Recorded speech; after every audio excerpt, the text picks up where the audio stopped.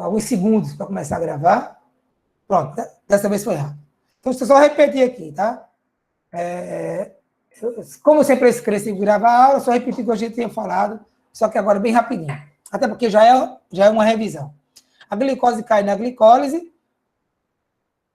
produz 4 ATPs, e o produto final é o piruvato. Mas como a glicose tem energia para produzir 40 ATPs, isso quer dizer que o piruvato aqui, ó, tem energia ainda para 36 ATPs, porque só produziu 4. Então, em condições aeróbias, o piruvato, a maioria dos piruvatos entra na acetilcoenzima A, alguns viram lactato, já falei quando não estava gravado, né? E a acetilcoenzima A, o que ela vai fazer? Entrar no ciclo de Krebs, cuja principal função é mandar hidrogênio para a cadeia de transporte de elétrons. Na cadeia de transporte de elétrons, a energia do hidrogênio é usada para ressintetizar a molécula de ATP, como está mostrado aqui. Ó. Tá? Aí vamos para as gorduras. O organismo armazena gordura 2% na forma de colesterol e 98% na forma de triglicerídeo. Triglicerídeo é uma molécula que tem 3 ácidos graxos e 1 glicerol. Então, os ácidos graxos das gorduras entram no músculo, ou então já existe um depósito de triglicerídeos aqui, ó, dentro do músculo. Um pouquinho de gordura dentro do músculo. Acontece a mesma coisa. Os ácidos graxos dos triglicerídeos penetram na mitocôndria, o mecanismo que vocês devem ter visto na disciplina de bioquímica, e vão sofrer um processo de beta-oxidação. Eu expliquei detalhadamente o que é o processo de beta-oxidação na aula passada. Vou só relembrar aqui que a beta-oxidação vai pegar aquela cadeia de carbono, com um monte de carbono, e vai transformar em várias moléculas de acetilcoenzima A. Então, uma molécula de ácidos graxos gera várias moléculas de acetilcoenzima A. Tá? Enquanto uma molécula de glicose gera 2 moléculas de acetilcoenzima A, uma molécula de gordura gera vários, tá? 8, 9 moléculas de acetilcoenzima A. A partir daí, o metabolismo das gorduras é igualzinho da glicose. Ou seja, ciclo de Krebs, transporte de hidrogênio e uso da energia do hidrogênio para ressintetizar a molécula de ATP. E o metabolismo dos aminoácidos? Já falei bem para vocês na aula passada que o ideal é que você gaste o mínimo de proteína durante o exercício. Por quê? Porque não tem um estoque de proteína. Se não tem estoque de proteína e você vai ter que gastar, você vai ter que vir de onde? Da própria proteína muscular. Então, vai acontecer que a própria músculo se desmancha e produz e vai para gerar energia. Ou então, alguns poucos aminoácidos entram, que estão circulando no sangue, entram, uns viram piruvato, que vai virar acetilcoenzima A, e outros já entram direto no ciclo de Krebs. Mesma coisa acontece com a proteína que está lá do músculo, que desmanchou-se do músculo, né? Uns vão virar piruvato, que diretamente já vira acetilcoenzima A, e outros viram intermediários do ciclo de Krebs. Moral da história, eu gostaria que você não esquecesse uma tabelinha que eu fiz na aula passada, né? Ó, 1 mol de glicose produz 40 ATPs. Tem energia para 40 ATPs. Só 4 é usado na glicólise. O resto tudo dentro da mitocôndria. A gordura tem energia para 460 ATPs. Todas essas ATPs ressintetizadas dentro da mitocôndria. Como vocês viram, as proteínas também, ó. Elas entram direto no ciclo de Krebs, ou vira piruvato, que também já entra direto na mitocôndria. Moral da história. Só quem produz ATP fora da mitocôndria é a glicose. Então, só quem produz ATP anaerobiamente é a glicose. Por que eu falo assim? Porque para todo esse mecanismo aqui, ó, acontecer dentro da mitocôndria, eu preciso do oxigênio que está aqui, ó. Se não tiver oxigênio, não tem atividade mitocondrial, ok? Então,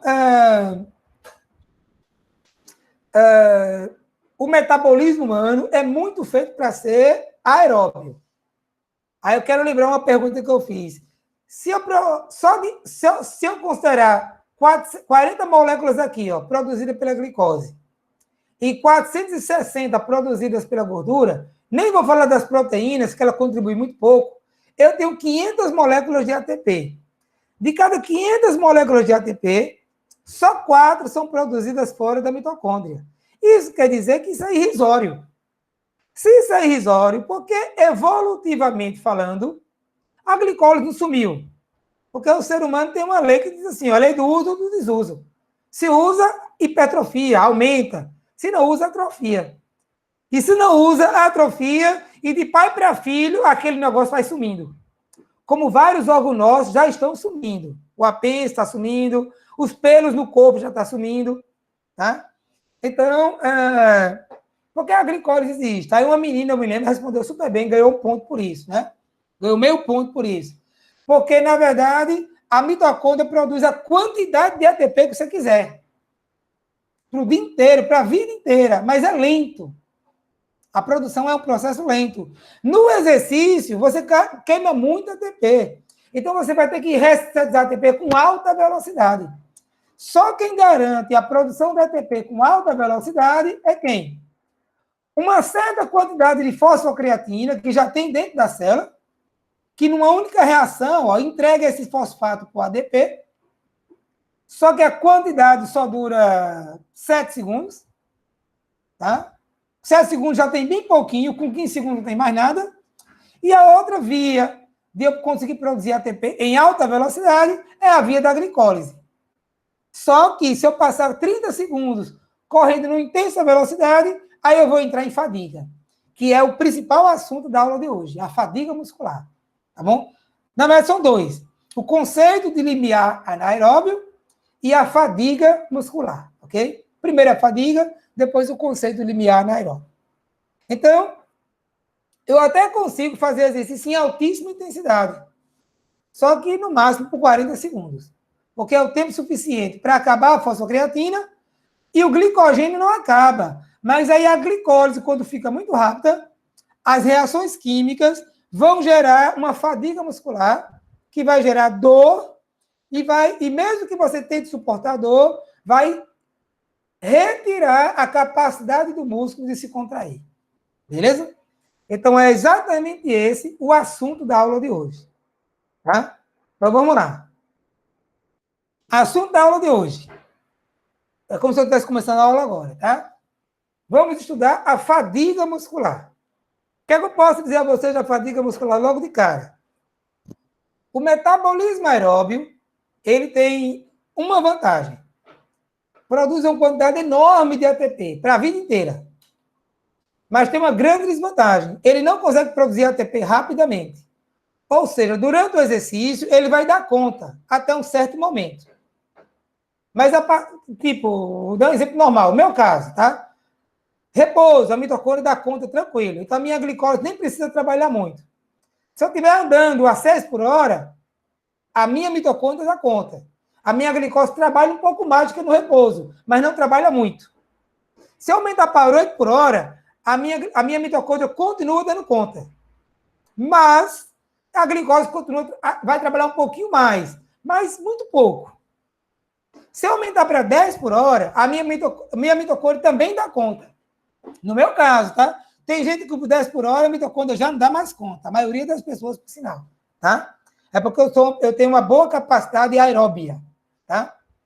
E por que a minha mitocôndria dá conta? Com 6, 8, 10, e tem gente que com 10 a mitocôndria não dá mais conta. Por quê? Eu pratico exercícios aeróbios, eu corro e eu pedalo. No que eu corro e eu pedalo, meu coração cresce, é grande. Como meu coração é grande, ele bombeia muito sangue. Como ele bombeia muito sangue, então meu coração disponibiliza uma grande quantidade de oxigênio aqui, ó, dentro da mitocôndria. Por isso que se eu estiver correndo a 10 por hora, a minha mitocôndria consegue produzir a maior parte das ATPs. A minha glicose está aumentada? Tá, mas é um aumento bem discreto.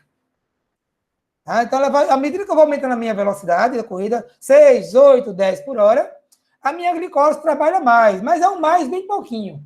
Tá? Tipo assim, 6 por hora, ela está 20% da capacidade. 8 por hora, ela está 22% da capacidade dela. 10 por hora, ela está 25% da capacidade dela. Ela aumenta. Mas porque a maioria das ATPs que eu vou estar usando vão vir daqui, ó, da mitocôndria. Graças ao fato de que meu coração é grande, e porque quanto mais a mitocôndria trabalha, mais eu preciso de oxigênio. E eu preciso de oxigênio por quê? Por causa daqui, ó. Quando o hidrogênio chega aqui, ó, quando o hidrogênio chega aqui, ele tem que ser removido daqui. Se ele não for removido, é igual um carro, ele para aqui, ó, o outro vai parar atrás, o outro vai parar atrás, o outro vai parar atrás, e vai ter um engarrafamento de hidrogênio. Se tiver um engarrafamento de hidrogênio, o hidrogênio não cai. Se ele não cai, não tem produção de ATP. Então, igualzinho uma rua, para manter os carros correndo pela rua, esse carro não pode ficar retido aqui, ó. Alguém precisa tirar esse hidrogênio daí. Quem é que tira esse hidrogênio daí? Justamente o oxigênio, que se combina com o hidrogênio e se transforma em água. De fato, a gente precisa tomar 2 litros de água por dia, mais ou menos, tá? É 2 litros, e por que não é 2,5? Porque, na verdade, nossas mitocôndrias produzem perto de meio litro de água por dia. O nosso corpo fabrica água. Bem aqui, ó. Se nosso corpo não fabricasse água, uma pessoa que precisa tomar 2 litros de água por dia, teria que tomar 2,5. Mas como a mitocôndria já produz meio, eu só preciso tomar 2, tá? Então, essa é a importância do oxigênio aqui. Por isso que essa via é chamada de via aeróbia. Então, pergunta importantíssima, tá? Vou até botar aqui, que é pergunta para ir lá para o cigarro. Tá? Porque o aeróbio, que o aeróbio é aeróbio. Qual o porquê desse negócio? Por que eu dependo do oxigênio, tá? No exercício. No exercício e no repouso, tá? Porque para a mitocôndria funcionar bem, quando o hidrogênio produz energia, ele não consegue sair lá da cadeia de transporte de elétrons. Se ele não sair, ele fica preso lá e vai provocar um congestionamento de hidrogênio. Congestionado, esse hidrogênio aqui, ó, não consegue entrar porque está cheio. Então, para esvaziar, quem tira? O hidrogênio, reagindo com o oxigênio e virando água. Então, o que vai acontecer? Muitas pessoas, a maioria das pessoas, se for correr a 10 por hora, elas precisam de 2 litros de oxigênio aqui, ó, por minuto. Pessoas que não treinam, o coração não é grande o suficiente. E não manda 2 litros de oxigênio por minuto, manda menos. Então, essa pessoa não vai conseguir fazer um exercício a 10 por hora. Até vai, mas daqui a pouco eu explico. Vai entrar em fadiga rápida, tá? Eu vou mostrar a fadiga em mim. Já comigo, não. Aqui, eu consigo manter meu exercício tranquilo, a mitocôndria funcionando tranquilo, porque a 10 por hora, eu preciso, minha mitocôndria, todas as minhas mitocôndrias juntas, precisam de 2 litros de oxigênio. Meu coração, que é grande, porque eu pratico exercícios, manda 2 litros de oxigênio, tá? Aí eu aumento por 12 por hora, mesma coisa. 14 por hora, aí eu já não consigo mais. Por outro lado, os corredores de alto nível, eles conseguem correr a 20 km por hora. Ou seja, população normal, pessoas, adultos normais, adultos de 20, 30, 40, 50 anos, só conseguem correr até 8 a 10 km por hora. E já está faltando oxigênio aqui, ó. Como eu pratico, eu treino, eu corro e eu pedalo, faço esses aeróbios, eu consigo a 14 por hora correr até que falta oxigênio aqui. Já atletas de alto nível conseguem correr a 20 km por hora e ainda não está faltando oxigênio aqui. Tá? Qual é o problema de faltar oxigênio aqui? É justamente o fato de que, se está faltando oxigênio aqui, alguém vai ter que produzir esse ATP. Porque, por exemplo, aqui, com 10 por hora, eu estou restetizando 300 ATPs por minuto. A 14 por hora, eu estou restetizando 600 ATPs por minuto. Só que se eu quiser correr a 15 por hora, eu vou ter que restetizar 700 ATPs por minuto. E agora? Eu não consigo. O oxigênio que eu tenho aqui só dá para 14 para 600 ATPs por minuto. Esse exemplo é fictício, tá? Se eu estou correndo a 15, a mitocôndria não vai conseguir ressintetizar 700 ATPs por minuto. O que vai acontecer, então? A glicólise, que vinha aumentando bem devagarinho, ela agora começa a trabalhar muito rápido, muito rápido, muito rápido, para produzir aquelas 100 ATPs que a mitocôndria não consegue. Grande problema é, toda vez que a glicólise começar a trabalhar rápido, vai vir a fadiga muscular. Tá? Então, os dois mais importantes assuntos da aula de hoje. Isso que eu falei, mas eu vou falar tudo de novo. Tá? Tem até uma tabelinha para isso aqui, ó. Essa tabelinha aqui, tá? Que é o conceito de limiar anaeróbio. Ou seja, como é que eu sei até quando que um exercício é aeróbio e quando é que ele passa a ser anaeróbio. E o segundo grande assunto da aula de hoje é dizer o seguinte: mitocôndria não gera fadiga. Então, pode produzir ATP aqui à vontade, que você não tem fadiga, não tem fadiga. Mas quando a glicólise fica muito intensa, qual é a vantagem? Ela produz aquelas ATPs que a mitocôndria não está conseguindo. Mas qual é a desvantagem? A glicólise muito rápida vai provocar fadiga muscular. Tá? Então, eu fiz um breve preâmbulo de limiar anaeróbio. Vou aprofundar daqui a pouco, aqui, ó, o que é exatamente o limiar anaeróbio, mas antes eu vou falar da fadiga muscular. Tá? Então, vamos lá. Primeiro, mitocôndria não gera fadiga. Quem vai gerar fadiga é a glicólise. Quando é que a glicólise vai gerar fadiga? Quando ela trabalhar rápido demais. O que é que faz a glicose trabalhar rápido demais? A falta de oxigênio na mitocôndria. Por quê? Porque quando falta oxigênio na mitocôndria, ela fica limitada àquela quantidade de ATP antes de faltar. Se a partir dali aumentar a intensidade, eu queimo muito mais ATP, porque eu estou correndo mais depressa, e a mitocôndria já está no limite do seu oxigênio. Aí a glicólise entra em ação, aumenta muito a sua intensidade, para produzir aquelas ATPs que a mitocôndria não podia, porque não tinha mais oxigênio. Então, sempre que faltar oxigênio aqui, vai ter aumento da glicólise, cara. Eu vou conseguir produzir aquelas ATPs, mas isso não vai durar muito tempo, porque eu vou entrar em fadiga muscular. Tá?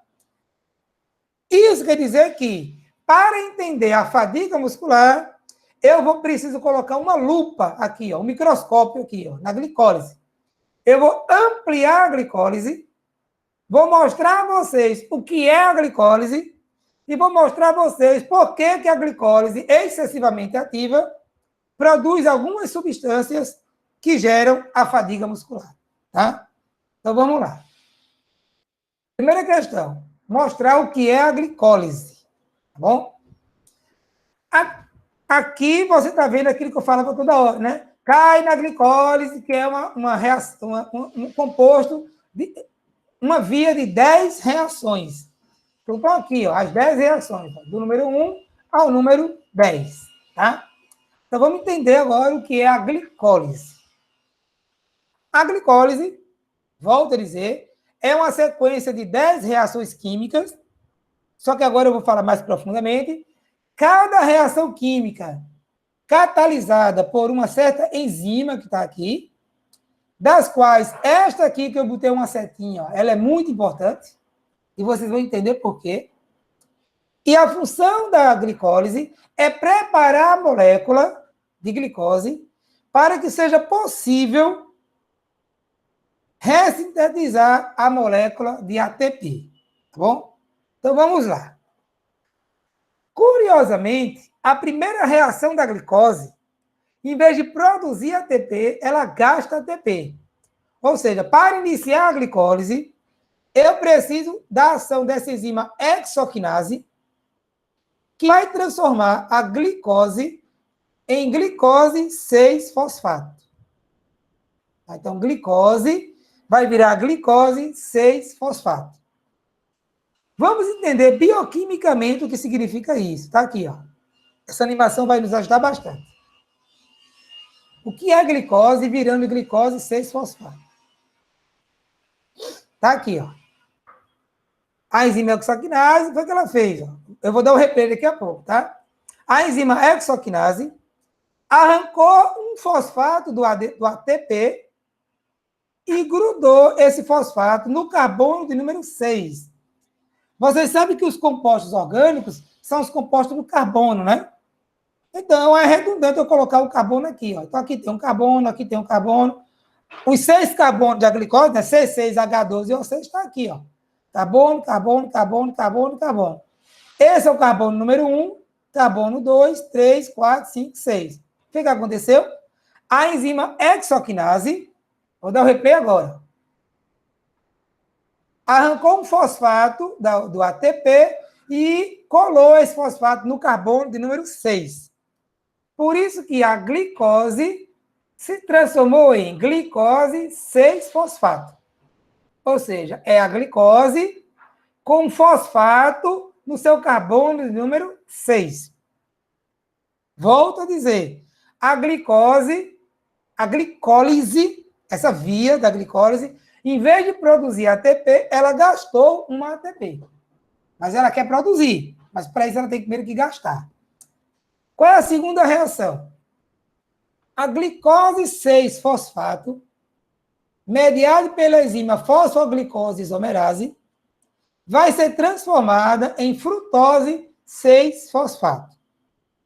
Pergunta. Quem quiser responder, pode responder, viu? Mas eu vou responder rapidinho. Se alguém quiser falar antes de mim, enquanto eu abro o outro. Pergunta. Qual é a fórmula da frutose? Fórmula química da frutose. É a mesma fórmula química da glicose. Então, glicose, C6, H12, O6. Frutose. Qual é a fórmula química? C6, H12, O6. Olha, se glicose é C6, H12, O6 e frutose também, não é a mesma coisa, não? Não.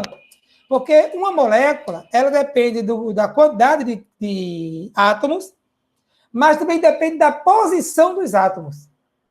Então, uma mesma quantidade de átomos, desenhadas diferentemente, formam moléculas diferentes, tá? Aí vocês vão ver exatamente isso aqui, ó. Vocês vão ver agora a glicose 6-fosfato se transformando em frutose 6-fosfato. Vai ver só uma mudança nos átomos. Tá aí, ó.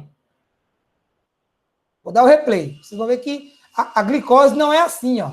A glicose tem outro formato. Ó, o formato da glicose e agora o formato da frutose. É só a posição dos átomos que mudou. Então, segunda reação da glicólise é a transformação da glicose 6-fosfato em frutose 6-fosfato. Tá? É a segunda reação da glicólise. Aí agora, eu acho que vocês já conseguem entender. Ó.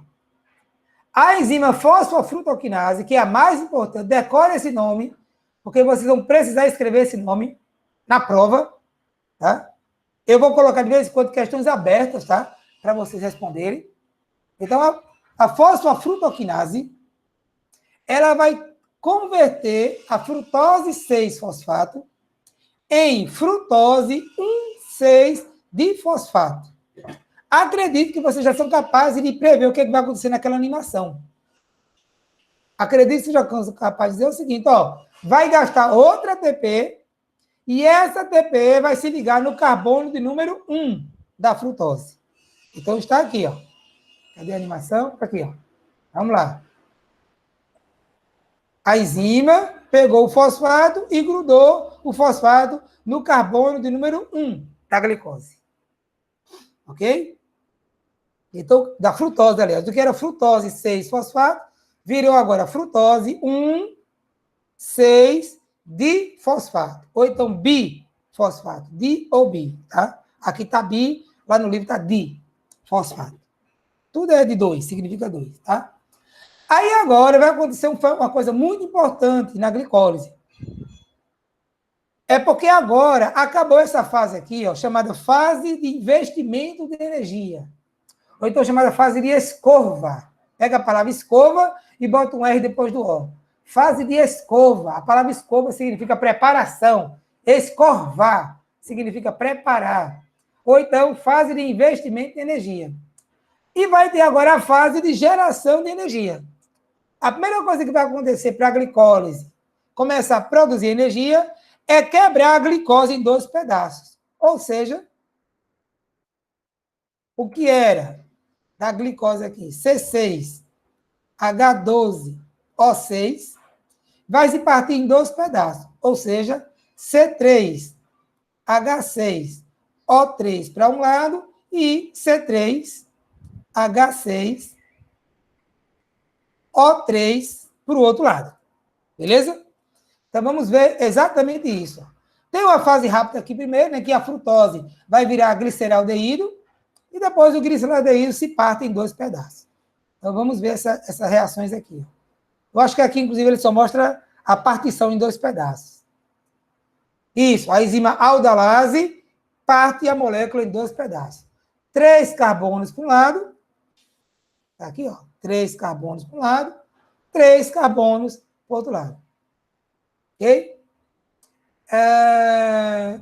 Aí notem, né, que a glicose ela tinha ganho 2 fosfatos, né? Um fosfato está aqui, num pedaço da glicose, e o outro fosfato está aqui, no outro pedaço da glicose. Ok? Agora sim, começam fenômenos muito importantes para a glicólise. Tanto para entender a glicose produzindo energia, quanto para entender a fadiga muscular, tá? Que é o mais importante aqui, para a gente entender. Os dois são importantes, mas a fadiga tem muito... O educador físico precisa entender claramente isso, tá? Eu vou fazer uma brincadeirinha aqui, rápida, tá? Que eu lembrei de ter feito antes. Outro dia eu estava com um amigo meu, ele veio aqui no meu prédio, eu moro num prédio, e a gente desceu, ficou lá embaixo, numa pracinha que tem aí no prédio, né?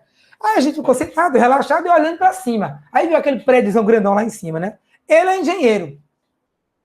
Ele viu que eu nunca tinha visto na vida. Ele olhou assim, ó, tá vendo? Olha, Alexandre, o teu prédio. Ele é troncho para um lado. Aí eu olhei, realmente, ele é um pouquinho troncho. Isso não cai, não, Alexandre. Ele só explicou, né?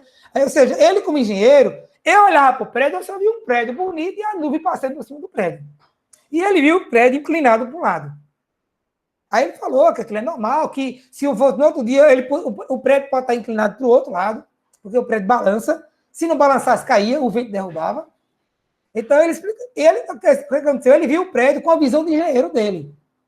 A mesma coisa tem que ser com o educador físico. Um educador físico, a ver uma pessoa correndo na praia, ele pode dizer assim, ó, essa pessoa está correndo, ela não está ofegante. Se ela não está ofegante, quer dizer que tem oxigênio na mitocôndria dela. Isso quer dizer, então, que a glicose dela está funcionando bem pouquinho, não está trabalhando muito, então ele está fazendo o exercício aeróbico.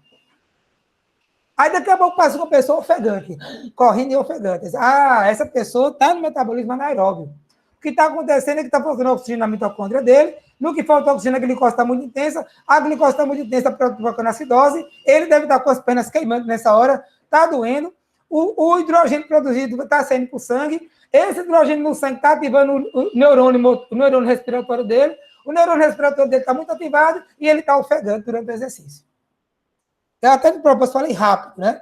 Mas é exatamente isso. O educador físico, ele deve ter essa visão. A gente deve ver coisas que as pessoas normalmente não veem, tá? Porque a gente tem uma outra visão do exercício físico, uma visão profunda do que está acontecendo dentro do músculo de um cara, dentro do organismo de uma pessoa, quando essa pessoa está correndo, tá? Isso que eu falei agora, eu vou falar daqui a pouco, e vocês vão entender tudo que eu falei, tá bom? Então, vamos lá. Começou a fase de geração de energia. Gliceraldeído vai sofrer a ação da enzima gliceraldeído 3-fosfato desidrogenase. Olha o nome da enzima, desidrogenase. Isso quer dizer o quê? Pergunta, que eu acho que todos devem saber. Vou até botar aqui no slide, ver se alguém responde no chat. Qual é a principal função do ciclo de Krebs? Quem quiser falar, pode falar. Principal função do ciclo de Krebs, extrair hidrogênio da molécula. Para quê? Para mandar lá para a cadeia de transporte de elétrons. Para quê? Porque na cadeia de transporte de elétrons, a energia do hidrogênio é usada para ressintetizar a molécula de ATP. Não é isso? Então, vamos lá. Na glicólise, acontece uma espécie de mini ciclo de Krebs.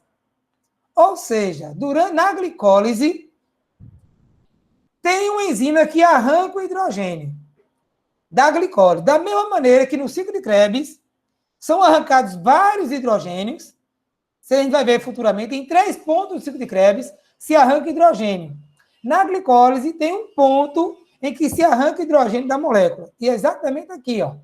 Essa enzima, gliceraldeído 3-fosfato desidrogenase, ela vai desidrogenar essa molécula, ou seja, vai tirar o hidrogênio da molécula. Isso aqui que eu desenhei, ó, é a mitocôndria, tá? Prestem muita atenção nisso, porque a fadiga começa aqui. Eu não vou falar de fadiga agora, mas a fadiga durante o exercício começa aqui, ó. Tá? É o fato de que a enzima desidrogenase, gliceraldeído 3-fosfato, ela arranca hidrogênio para mandar lá para a cadeia de transporte de elétrons. Só que, quando o ciclo de Krebs arranca hidrogênio, o ciclo de Krebs já está dentro da mitocôndria. Aqui não. Aqui são 2 missões. Uma, arrancar o hidrogênio, e 2, fazer esse hidrogênio atravessar a membrana aqui, ó. Atravessar a membrana mitocondrial para entrar dentro da mitocôndria. E isso não é tão simples assim. Outra coisa importante é que o hidrogênio não vai sozinho, ele tem um transportador. Quem é o transportador de hidrogênio? Aí é importante você lembrar o nome dessa molécula, tá? O nome da molécula é nicotinamida adenina dinucleotídeo, ou seja, NAD. Vou botar aqui, ó. Tá? Já que é uma coisa importante. NAD. Bom, deixa eu descer aqui até que não misture aqui as coisas. Pronto, então aqui, ó. Então, a NAD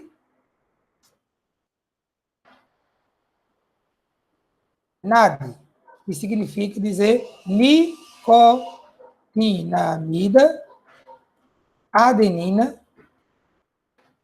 dinucleotídeo, tá?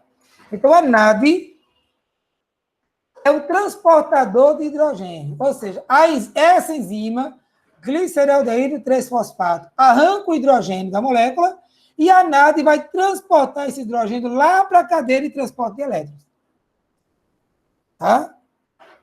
Da mesma maneira que quando na glicólise, no ciclo de Krebs, vários hidrogênios estão indo aqui, ó, aqui dá a impressão que eles vão sozinhos, né? Mas não. Aqui, NADs estão transportando esse hidrogênio para a cadeia de transporte de elétrons. Então, a NAD vira NADH, né, que é a NAD transportando hidrogênio, que vai mandar para cá, tá? Não esqueçam disso, porque a fadiga muscular começa aqui. Mas, por enquanto, eu não vou falar de fadiga muscular, estou falando da glicólise, tá?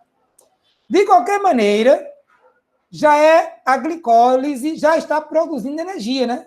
Porque ela já está arrancando hidrogênio e já está mandando esse hidrogênio lá para a cadeia de transporte de elétrons. Só que essa energia, ela é arrancada da glicólise, mas ela vai ser produzida aerobiamente, lá dentro da mitocôndria, ok? Então, é por isso que eu não conto os ATPs que vão ser formados a partir desse hidrogênio aí, da energia desse hidrogênio, eu não conto, porque ele está na conta do aeróbio, ele não está na conta do anaeróbio, ok? Aí vem agora a próxima. Sim, essa reação eu não mostrei para vocês aqui ainda. Aqui a reação. Essa é a isomerase que ela faz antes, tá? Que ele não mostrou antes, mostrou na hora errada. E aqui tá, ó. A NAD pegou hidrogênio de um lado e a NAD pegou hidrogênio do outro. Tá? Pronto, então... só que, Nelton, uma coisa importante. Eu vou dar um replay aqui, ó.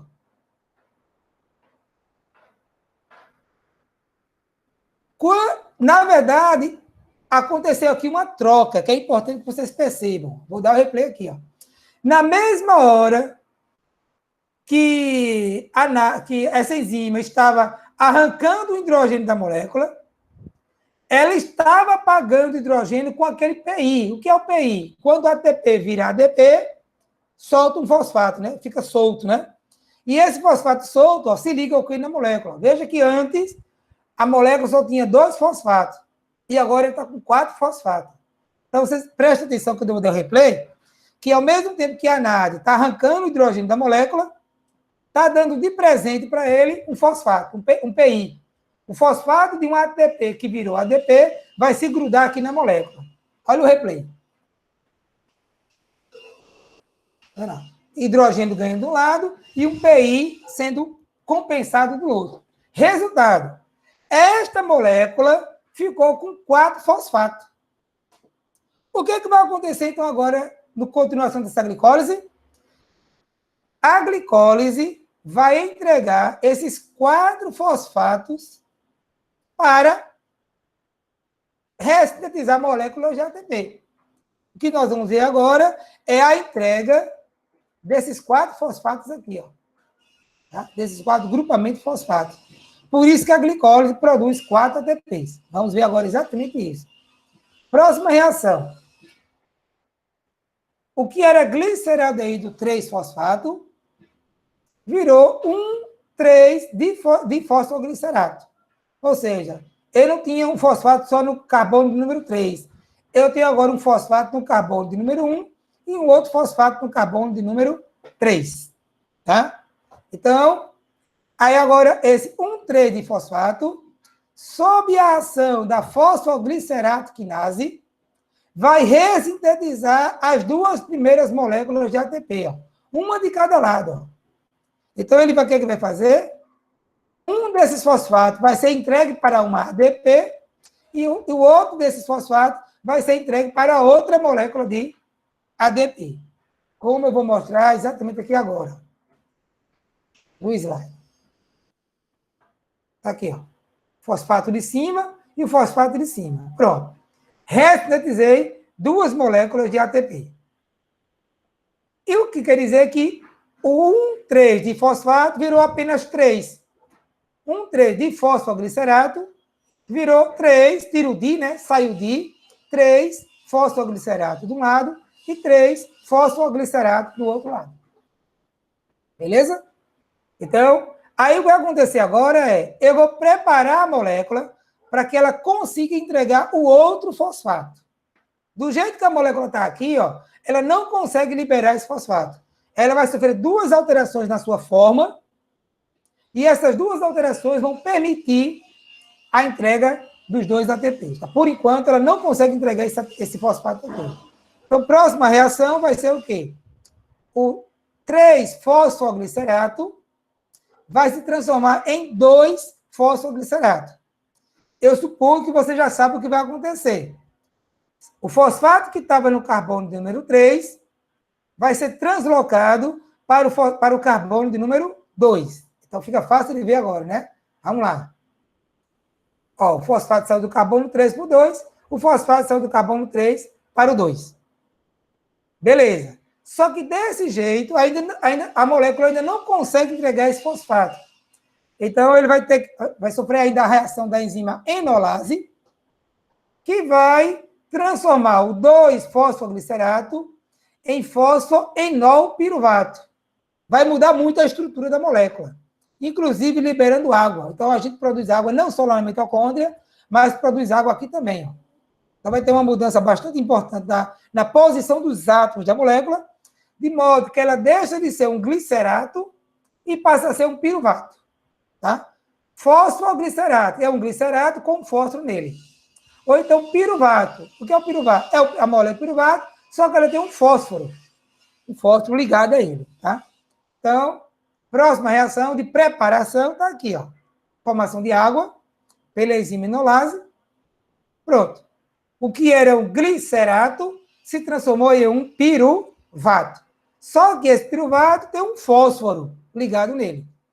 Aí a última reação, né, nota que eu estou na 9ª, a última reação é tirar esse grupo fosfato daqui e entregar para o ADP.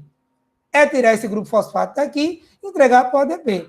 Como o fosfato saiu da molécula, esse nome não tem mais sentido. Então, o que vai sobrar é essa molécula aqui, sem o fosfato, que vai ser chamada apenas de piruvato. Fosfoenolpiruvato sem o fosfato é apenas a molécula de piruvato. Então, está aqui, ó. Produção de mais 2 ATPs, produto final da glicólise, piruvato. Então, vamos ver aqui, ó.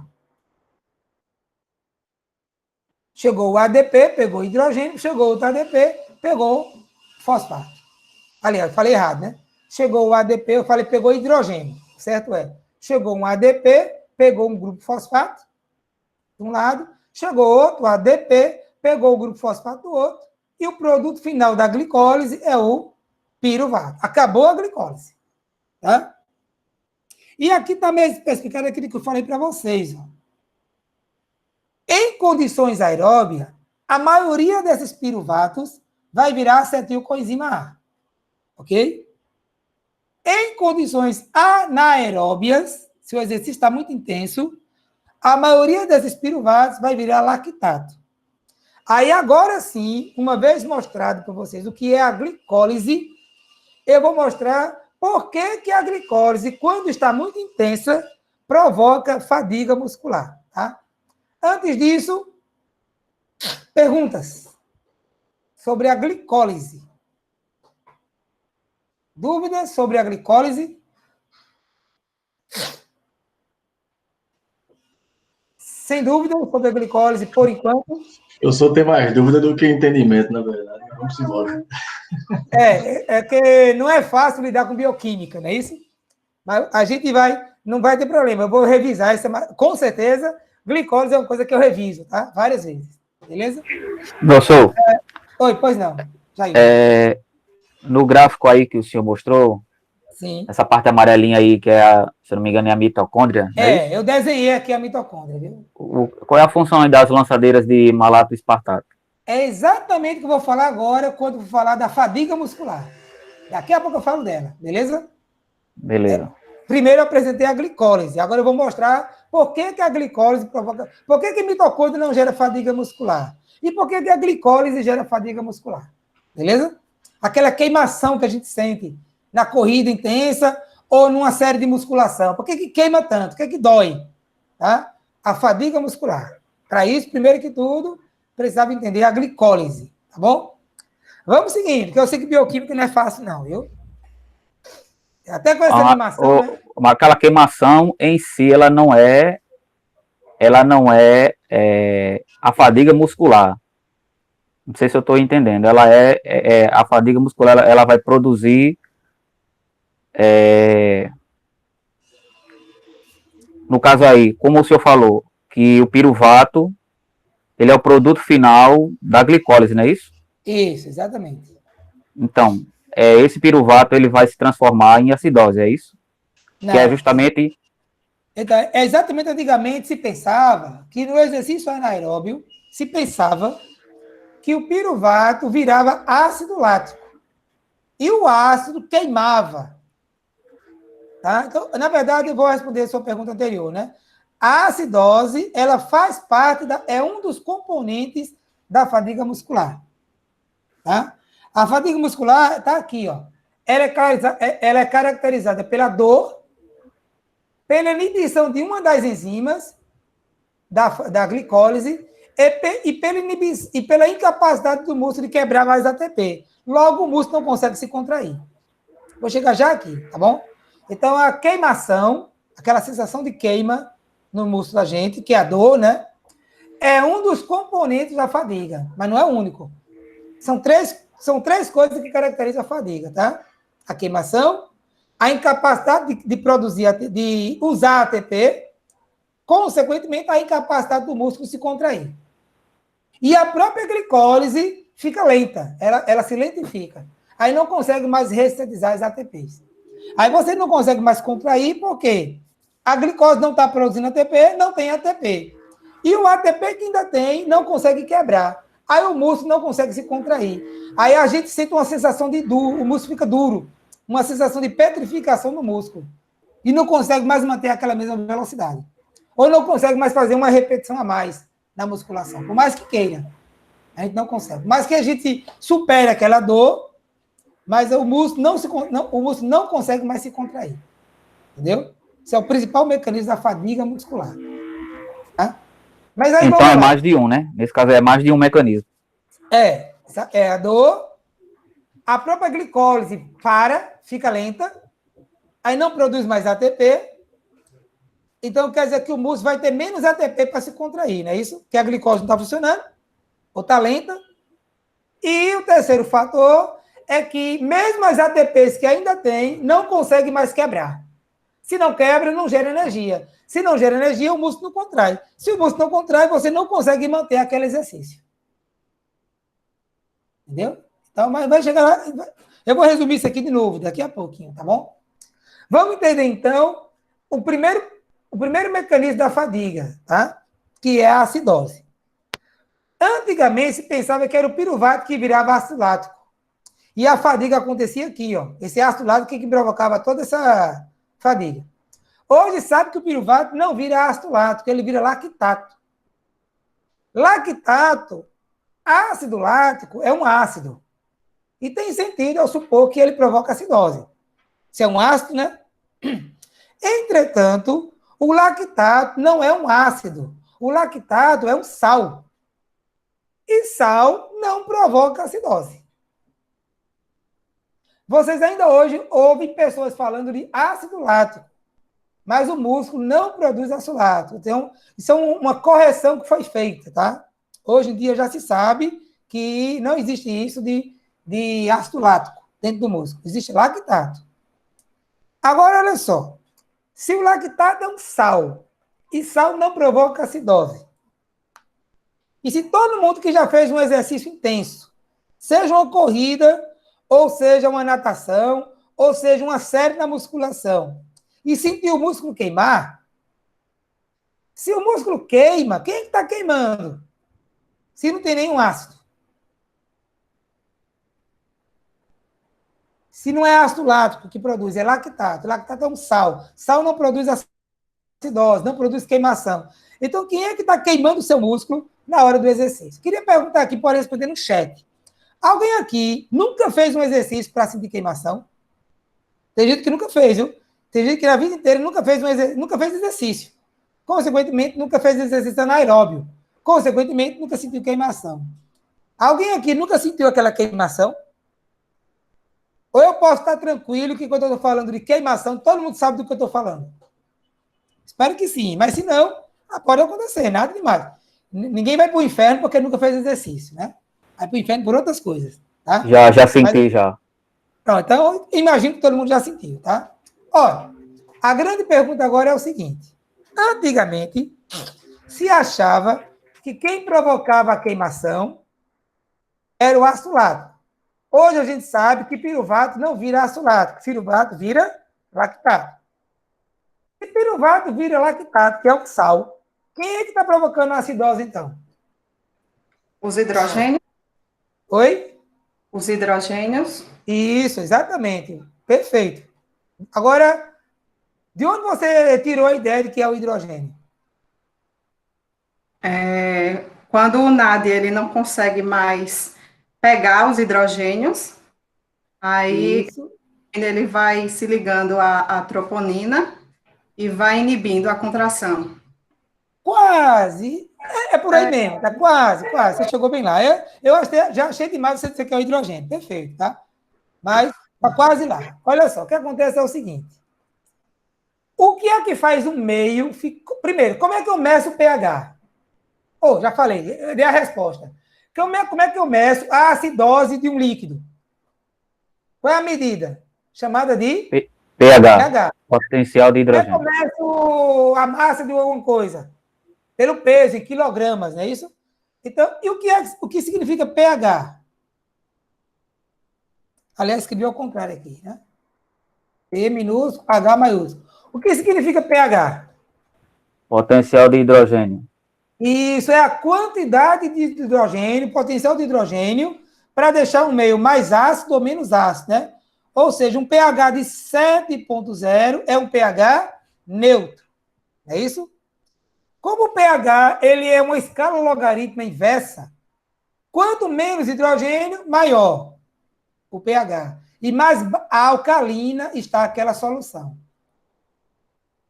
E quanto mais hidrogênio, como é uma escala logarítmica inversa, mais ácida está aquela solução.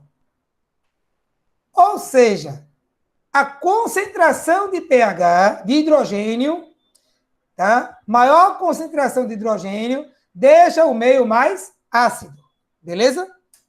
Aí agora eu vou voltar para esse ponto da glicólise aqui, ó. Aqui, ó. Quando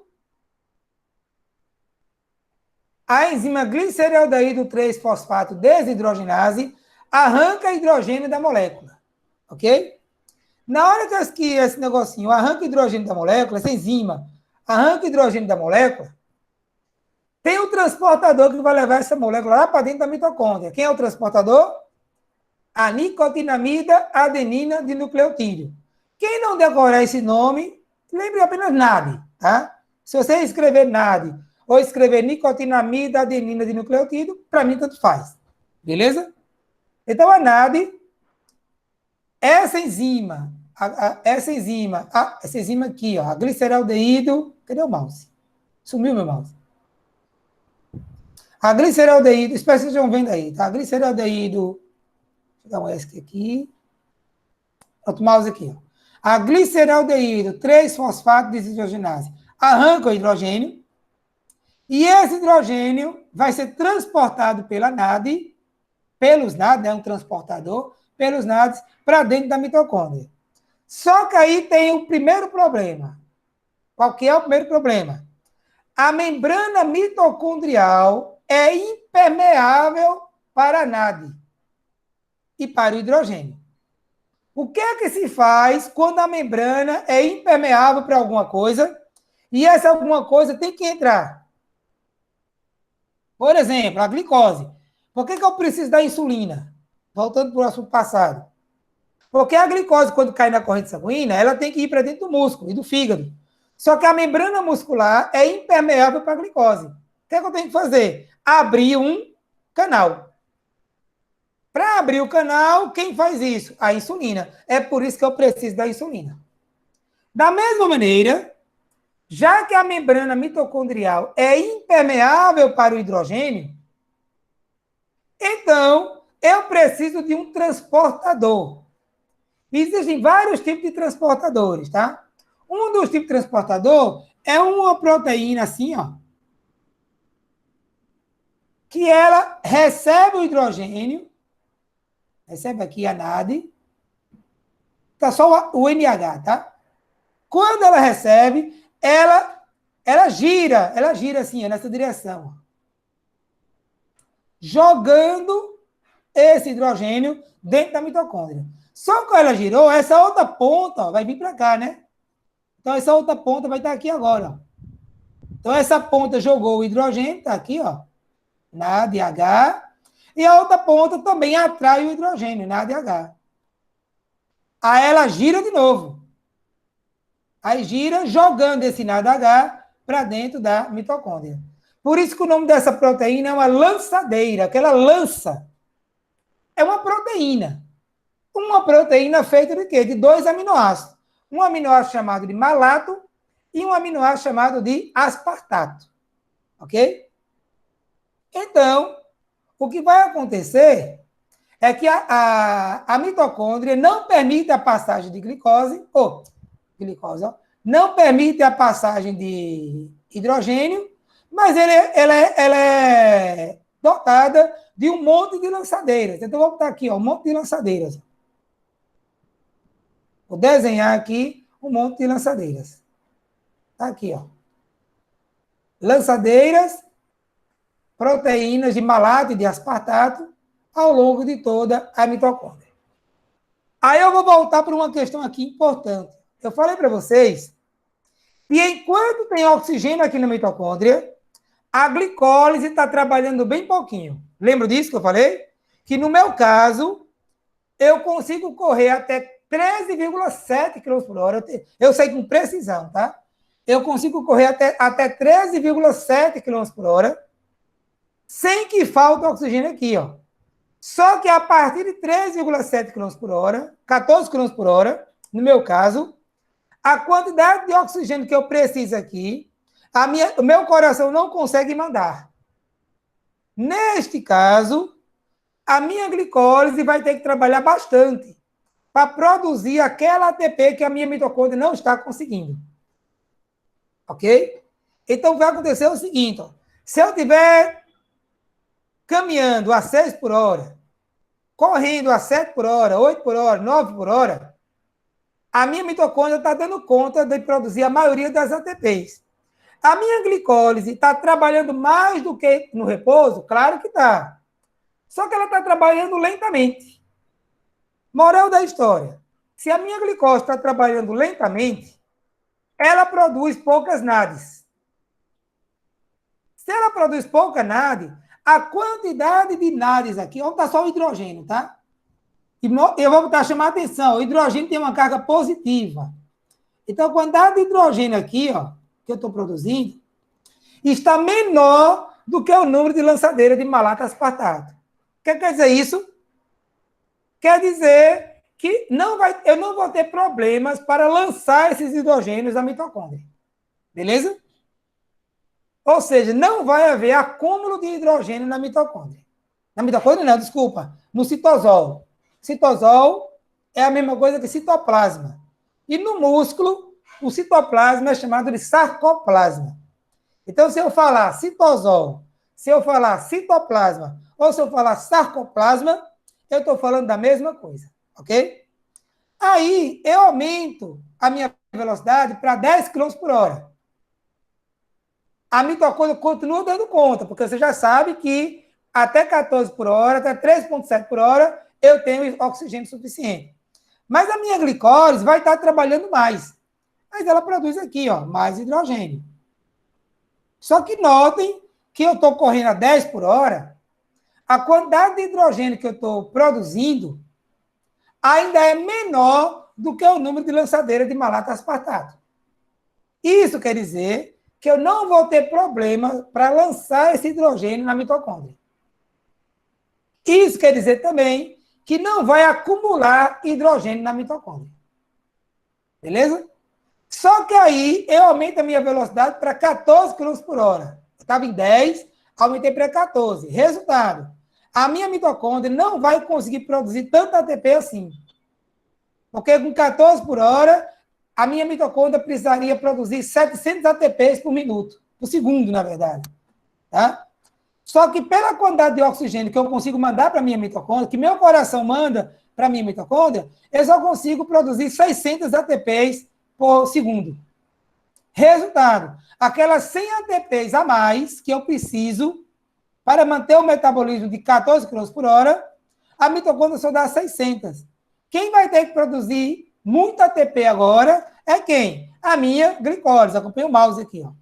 Ela vai ficar super rápida.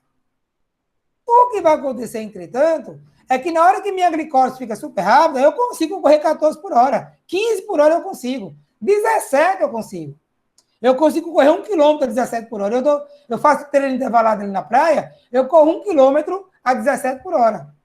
O problema é que eu corro 1, mas não corro 2 nem 3. Por quê? Nessa velocidade, a minha glicose está tão intensa, mas tão intensa, que produz uma enormidade de hidrogênio aqui, ó.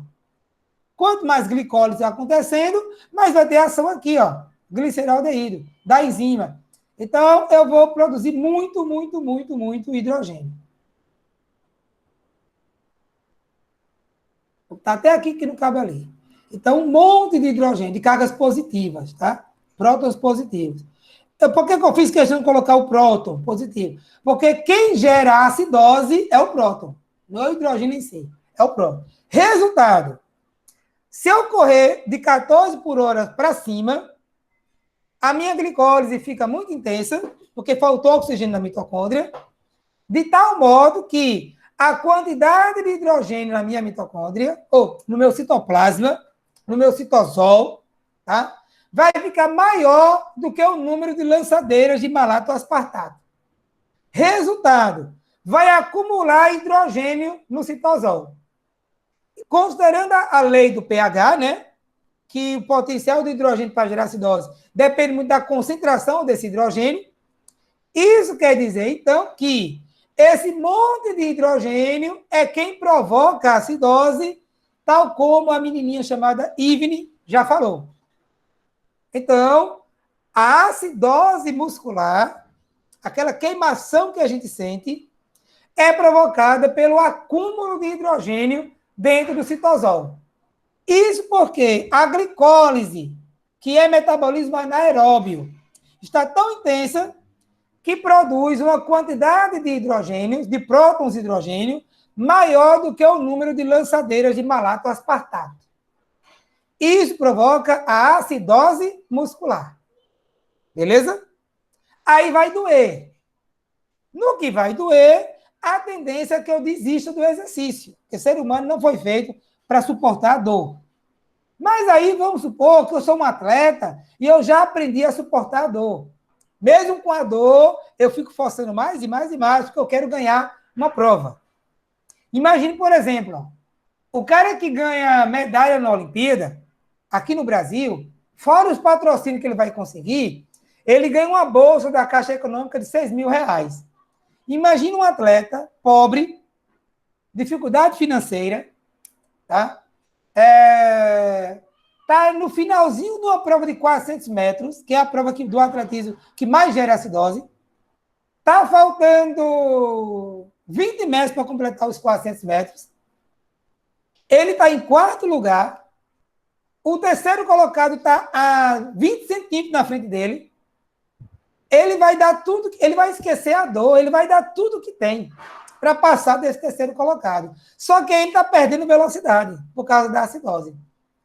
Por mais que ele queira superar aquela dor, ele não vai conseguir impedir que ele perca a velocidade e não vai passar do cara que está em terceiro. E vai perder a medalha. Eu me emocionei, eu estava no Pan-Americano ano passado, aí foi no Peru, né? Então o governo peruano prometeu que todo atleta que ganhasse medalha ganharia um apartamento na Vila Olímpica, onde a gente estava, hospedado. Eles constroem, né? Toda a Olimpíada, né? Se constrói a Vila Olímpica. Depois vende, né? Os apartamentos. Mas o governo ia dar o apartamento. O cara era muito pobre, o atleta do judô. Ele, meu amigo, ele vibrou, ele correu, ele chorou quando ele ganhou medalha de bronze no judô. Porque ele ganhou um apartamento. Era a redenção da vida dele. Deixar de morar numa favela e passar a morar num apartamento da Vila Olímpica. Então, o cara lá do 400 metros, peruano também, mas ele não conseguiu. Por mais que ele quisesse ganhar um apartamento, mas ele não ia conseguir, porque não é só a dor. O que vai acontecer também é que quando o músculo se enche de hidrogênio, o citoplasma muscular se enche de hidrogênio, além da dor, essa acidose inativa essa enzima aqui, ó. A enzima fosfofrutoquinase. Por isso que eu já falei desde o começo, essa enzima é muito importante. Ainda vou ter uma setinha preta aqui, ó, tá? O grande problema é esse. Diante de um quadro de acidose, tá? Os hidrogênios inativam essa enzima. Se a enzima não funciona, a via fica lenta. Ó. Você não consegue mais produzir ATP anaerobiamente. Se não tem ATP, não tem energia para contração muscular. Se não tem contração muscular, você não consegue manter a velocidade no finalzinho da corrida de 400 metros. Você não consegue fazer a 12ª repetição na musculação. Faz a 8ª, tranquilo, a 9ª começa a queimar, a 10ª queima um bocado, a 11ª você já sobe tremendo, a 12ª você não consegue mais fazer. Por quê? Porque sem ATP não tem contração muscular. Aí você entra em falha, né? Tem a chamada falha concêntrica lá na musculação. Tá? E não bastasse isso tudo, ainda vai ter um pouquinho de ATP aqui no seu músculo, pouquíssimo. ATP. Só que para essas moléculas de ATP liberar energia para o músculo, precisa de uma enzima. O nome da enzima, ATPase. ATPase é a enzima que consegue quebrar ATP e liberar energia. Ou seja, a acidose, além de dar dor, que já faz você desanimar, além de inativar a enzima fosfofrutoquinase, de modo que eu não consigo mais produzir ATP, ainda inativa também a enzima ATPase, de modo tal que eu não produzo mais ATP e aquelas poucas ATP que eu tenho, eu não consigo mais quebrar elas. Se a ATP não quebra, não gera energia. Se não gera energia, não tem contração muscular. Se não tem contração muscular, eu não consigo prosseguir com aquele exercício. Resumindo, então, a fadiga muscular é provocada pela acidose. Ou seja, acúmulo de H+. O acúmulo de H+, gera dor, que é a sensação de queimação, Inativa a enzima, uma das enzimas da glicólise, de modo que você não consegue mais produzir ATP para aquele exercício. E o pouco ATP que tem não consegue mais quebrar, porque a acidose inibe a enzima ATPase. Ou seja, a acidose gera dor, a acidose inativa a glicólise e a acidose não deixa mais a ATP liberar energia. Ou seja, tudo isso resulta em diminuição da contração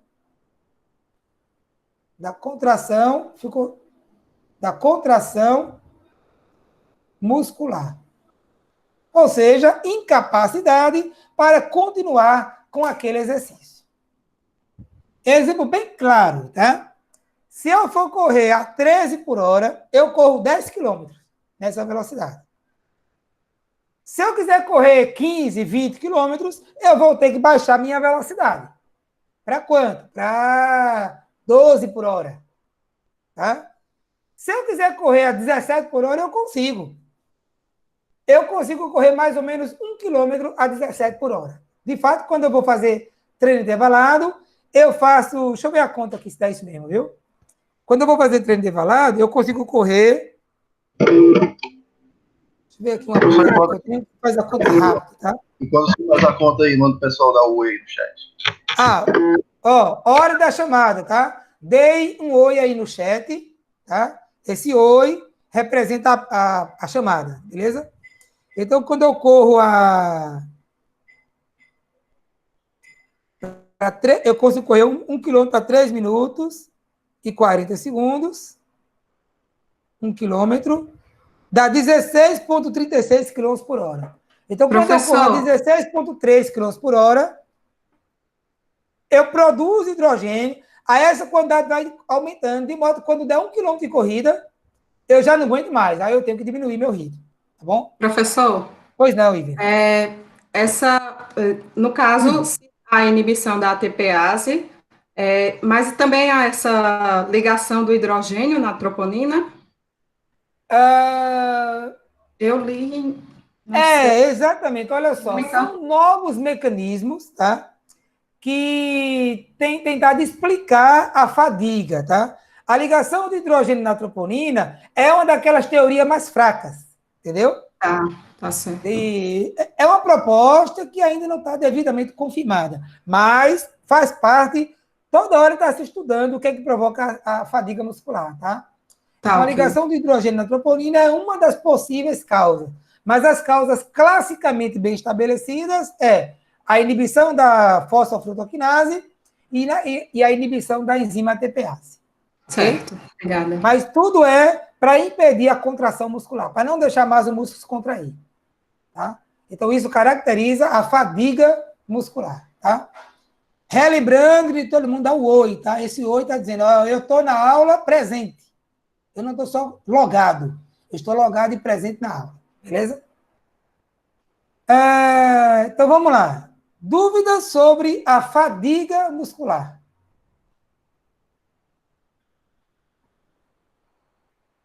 Vou parafrasear o Rafael. Não parafrasear, não. Vou usar o exemplo dele. Às vezes a gente, quando eu pergunto dúvidas, o silêncio pode ser porque é tão fácil que ninguém tem dúvida, ou então é tão difícil que você não consegue nem criar uma pergunta para tentar entender. Não consegue nem elaborar uma pergunta de tão difícil, tão complicado que ficou o assunto. Tá? Olha, a acidose muscular é a base da profissão da educação física. Então, é óbvio que vai ter outra aula que eu vou reexplicar isso aqui tudo de novo. Só que vocês vão ver que cada vez mais eu vou gastar menos tempo para explicar a mesma coisa. Aquele conceito, né? Para o bom entendedor, poucas palavras bastam. Então, ao longo do curso inteiro, várias vezes eu vou repetir isso, tá? Por exemplo, quando eu vou falar do sistema respiratório, que é o último assunto, eu não consigo falar de respiração durante o exercício sem falar de glicólise. Lá, eu vou falar em 2 minutinhos e vocês vão entender tudo. Tá? Porque vocês, à época, já serão bons entendedores. Tá? Então, por enquanto, vocês são maus entendedores. Eu levei 20 minutos para explicar a glicólise. Final do semestre, Em 1 minuto, 2 minutos no máximo, vocês vão entender o que é que eu estou falando, ok? Professor, Sobre a glicólise. Pois não, Rafael. eu acho que a ideia principal da aula ela ficou bem explícita. O que está pegando aí é só o caminho bioquímico, tá entendendo? Isso, exatamente. São muitas enzimas, são muitas reações. Mas Isso, aí porque a gente não está acostumado com bioquímica. é leitura e repetição, como o senhor falou. Exato, leitura, repetição, revisões, e cada vez mais eu vou conseguir explicar a mesma coisa com menos tempo. Mas o conceito está bem explicado. O conceito é isso aí. O conceito está bem explicado. A ideia está legal. É só o caminho bioquímico mesmo. Pronto. Então vamos agora falar de outra coisa, que é assim, ó. A acidose é uma agressão para o músculo. Então o músculo vai querer se livrar dessa acidose. Em outras palavras, o músculo vai querer se livrar desse hidrogênio. O que ele vai fazer? Primeira coisa, ele precisa de reduzir essa acidose. Tá feio o negócio aqui, ó. Então ele precisa, literalmente, vou botar aqui, ó, apagar. Opa, não, peraí.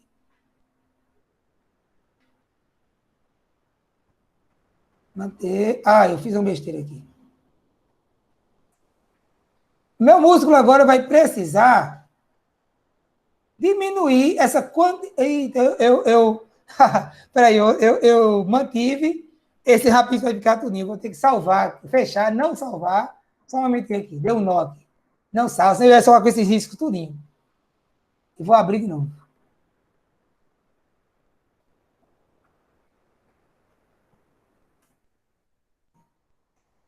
Vou ter que desenhar aquele monte de hidrogênio.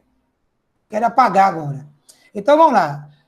Numa condição de acidose, meu músculo vai querer se livrar desse hidrogênio para retardar a fadiga, porque ele sabe que quanto mais hidrogênio for acumulando, mais a fadiga vai chegar cedo. Na verdade, o nosso músculo tem um sistema de tamponamento. O que significa tamponar? A reação chamada tamponamento são reações destinadas a retirar hidrogênio do meio, tá? Diminuir a quantidade de hidrogênio para, consequentemente, diminuir a acidose, tá? Então, vou encher de novo aqui de hidrogênio.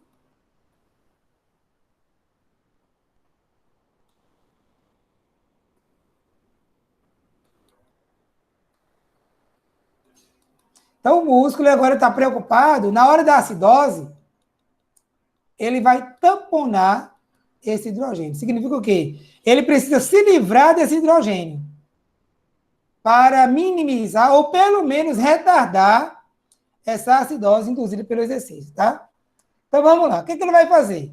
Vai ativar chamados sistemas tampões. Qual é o primeiro sistema tampão? Para tentar apagar esse hidrogênio. Então, agora eu vou querer apagar, tá? Vou botar aqui a borrachinha, ó. Eu quero apagar esses hidrogênios. Quero tirar o hidrogênio do meio. Como é que eu vou fazer?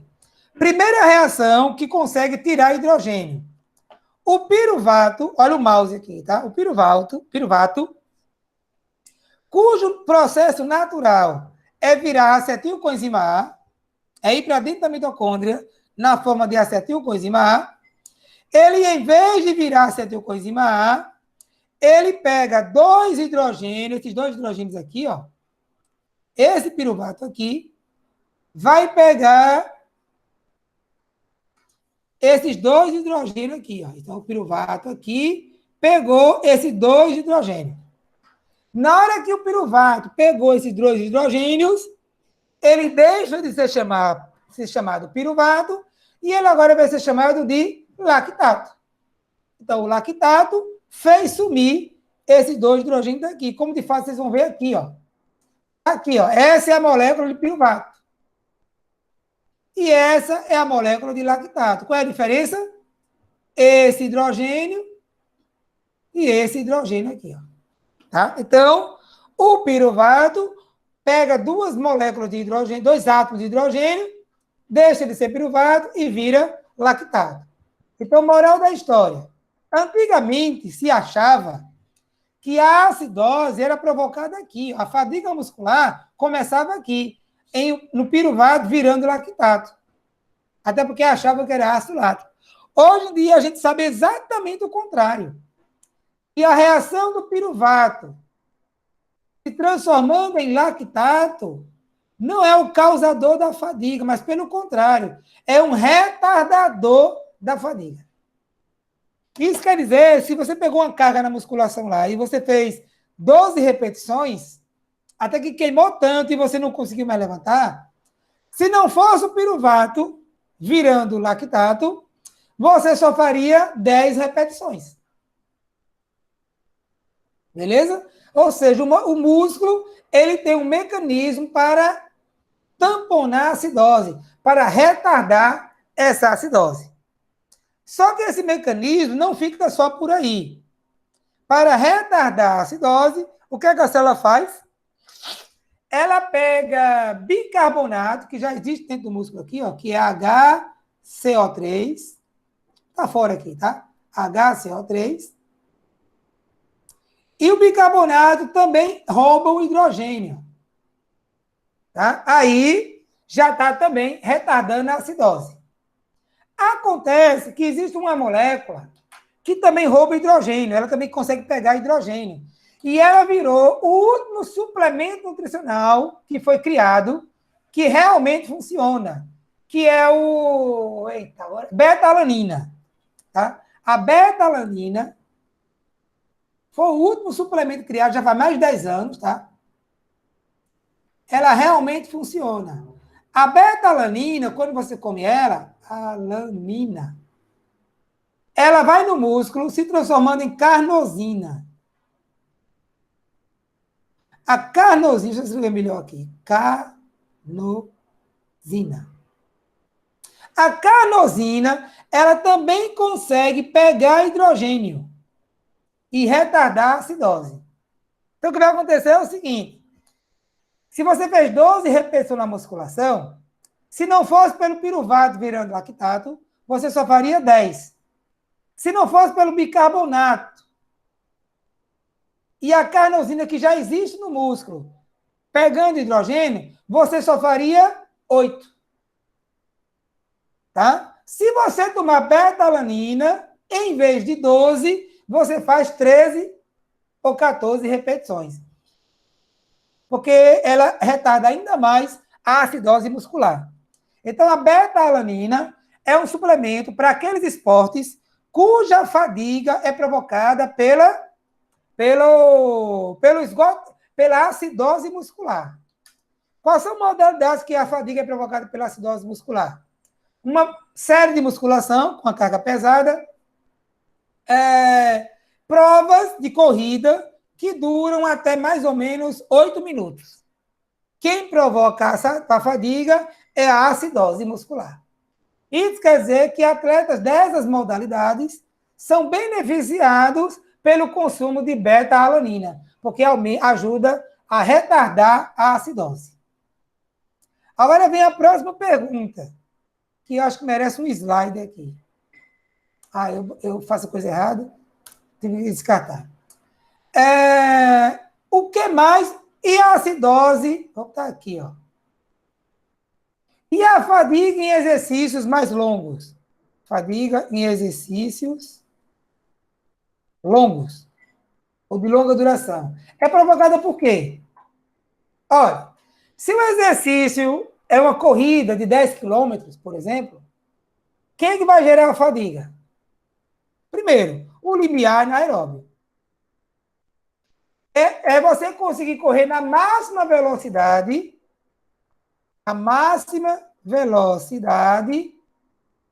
que não ativa a glicólise de forma intensa. É a primeira questão que vai retardar a fadiga em exercício de longa duração. Ou seja, se eu vou fazer uma corrida de 5 quilômetros, o que vai acontecer? Se eu correr a 17 por hora, a pergunta é, a 17 por hora, a glicólise está intensa? O que é que faz a glicólise ficar intensa? Não ter oxigênio na mitocôndria. Então, a disponibilidade de oxigênio na mitocôndria é quem determina se a glicólise vai ficar intensa com 10 por hora, com 11 por hora, com 8 por hora, com 15 por hora. Então, como que eu falei? Dando exemplo da minha situação. Enquanto a maioria das pessoas adultas entra em acidose com 10 por hora, 12 por hora, porque faltou oxigênio na mitocôndria, eu entro a 14 por hora.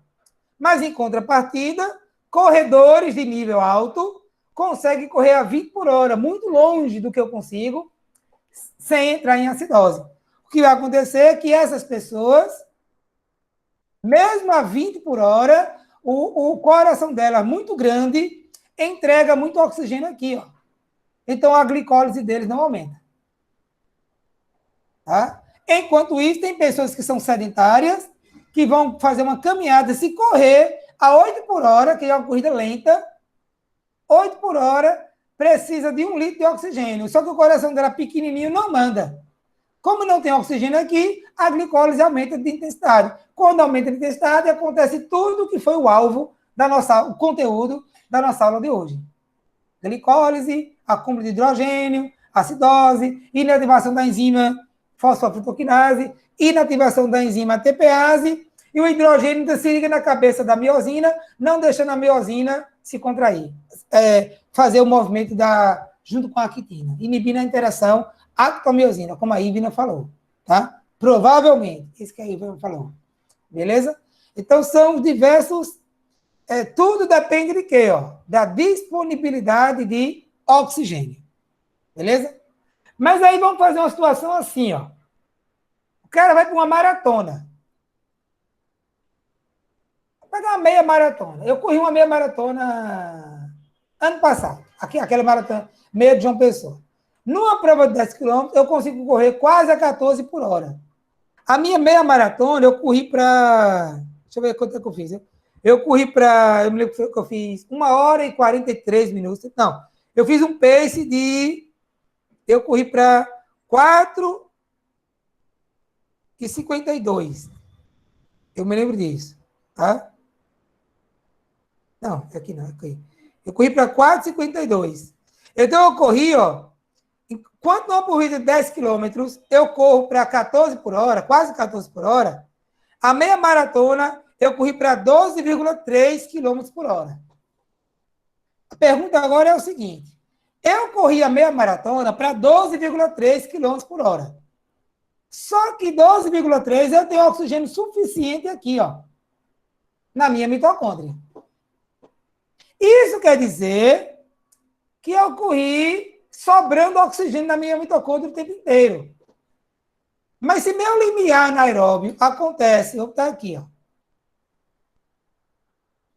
Se meu limiar anaeróbio, meu LAN, que é limiar, acontece a 13,7 km por hora, e por que eu só consegui correr a 12,3 km por hora? Afinal de contas, se eu fosse correr a 13, não ia faltar oxigênio do mesmo jeito. Por que eu não consegui manter a meia maratona a 13 km por hora, por exemplo? Essa é a pergunta. Porque minha média foi 12,3, sobrando oxigênio na mitocôndria. Por que eu não consegui uma velocidade maior? Sabendo que eu consigo correr até 13,7 sem faltar oxigênio na minha mitocôndria.